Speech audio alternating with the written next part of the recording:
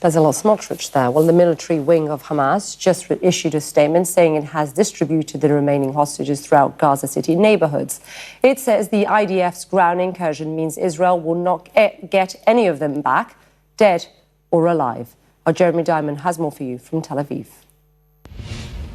Well, as the Israeli military makes its opening moves to invade Gaza City, Hamas is issuing a dire warning, a threat really, about the lives of the hostages. In a new statement, Hamas has said that Israel's invasion of Gaza City amounts to Israel throwing away its chances of getting Israeli hostages back alive or dead. Hamas has now said that it has spread out the hostages across Gaza City's different neighborhoods and, quote, will not be concerned for their lives as long as Netanyahu has decided to kill them. That is, of course, a reference to the fact that the Israeli prime minister has signed off on this invasion of Gaza City, despite the fact that there is significant evidence that Israeli hostages are indeed being held there. The Israeli military spokesman, for his part, says that the military will do, quote, everything to avoid harming them, will operate responsibly and in coordination with Israeli intelligence services. But this speaks directly to so many of the fears that we have heard from the families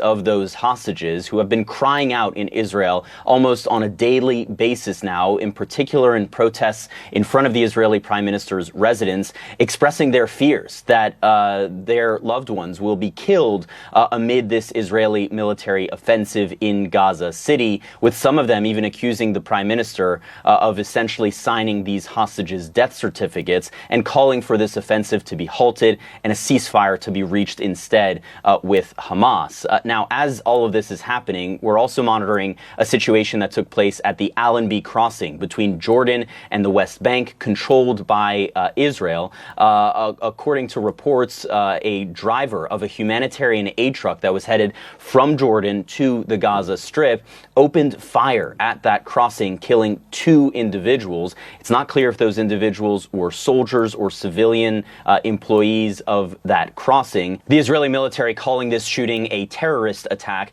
and as a result, halting all humanitarian aid shipments through this land route from Jordan to the Gaza Strip, while there is an inquiry that is completed and the implementation of what they're describing as revised screening procedures for Jordanian drivers. And so that suspension of aid from Jordan to Gaza will likely impact about 100 to 150 trucks of aid per week, according to an Israeli military official, but nonetheless will undoubtedly have an impact inside of the Gaza Strip.